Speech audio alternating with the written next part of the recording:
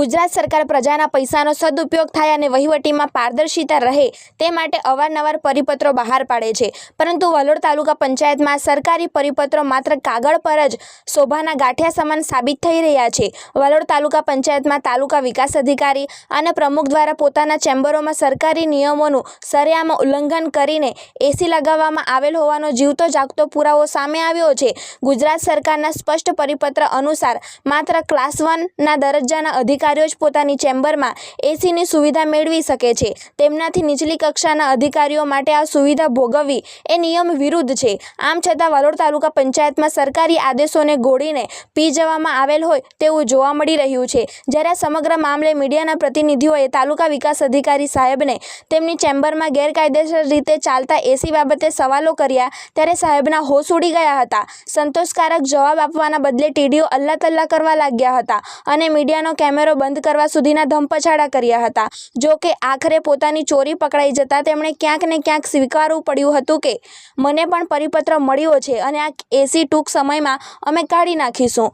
સાહેબ પોતાનો પાંગડો બચાવ કરતા એવું પણ ઉમેર્યું હતું કે આ એસી અગાઉથી જ લાગેલું હતું। ત્યારે જનતાના વતી સૌથી મોટો સવાલ એ ઊભો થાય છે કે જો આ એસી અગાઉથી જ ગેરકાયદેસર રીતે લાગેલું હતું તો અત્યાર સુધી તેનું હજારો રૂપિયાનું લાઇટ બિલ સરકારી તિજોરીમાંથી એટલે કે જનતાના ટેક્સના પૈસામાંથી ભરાયું છે કે પછી ટીડીઓ સાહેબે પોતાના ખિસ્સામાંથી ચૂકવ્યું છે? આ સરકારી નાણાંનો દુરુપયોગ નથી તો શું છે? નિયમો તોડવામાં માત્ર અધિકારી જ નહીં પરંતુ જનતાના પ્રતિનિધિ એવા તાલુકા પંચાયતના પ્રમુખ પણ પાછળ નથી। પ્રમુખની ચેમ્બરમાં પણ આ જ રીતે નિયમ વિરુદ્ધ એસી લગાવીને ઠંડક માણવામાં આવી રહી છે, જે લોકશાહી અને સરકારી તંત્રની નબળાઈ પર ચરિતાર્થ કરી રહી છે। વલોડ તાલુકા પંચાયતમાં દૂર દૂરના ગામડાઓમાંથી પોતાના કામ અર્થે આવતા ગરીબ અને મધ્યમ વર્ગના અરજદારો કચેરીના વરંડામાં અસહ્ય તાપ અને ગરમીમાં શેકાવા મજબૂર બને છે। જે જનતાના કામ કરવા માટે આ અધિકારીઓ બેઠા છે તે જનતાને પરસેવે રેબઝેબ થાય છે અને જનતાના જ પૈસા આ બાબુઓ ગેરકાયદેસર એસીની હવામાં મોજ માણી રહ્યા છે।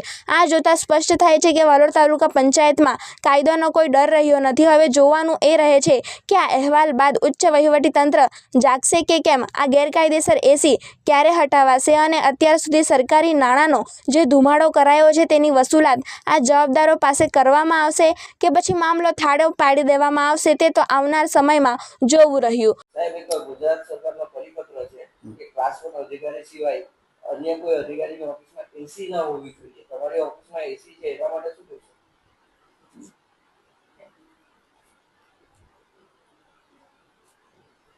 કાયદેસર લગાવેલી છે એસી? આ એસી નું બિલ ભરે કોણ છે?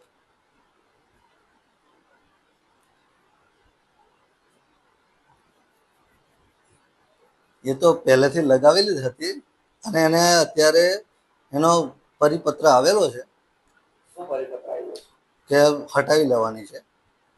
ક્યારે હટશે? હટશે સાહેબ, અત્યાર સુધી જે લાઇટ ભરાય તે તો ગેરકાયદેસર નાણાંની ઊંચા પદ જ છે ને? એ બંધ કરો ને। બંધ ના થાય સાહેબ આજે? એ જ આ એસી હટશે કે ના હટશે? હટશે હટશે હટશે છે તો ગેરકાયદેસર જ ને અત્યારે। બ્યુરો રિપોર્ટ, તાપી સ્વરાજ ન્યૂઝ, તાપી।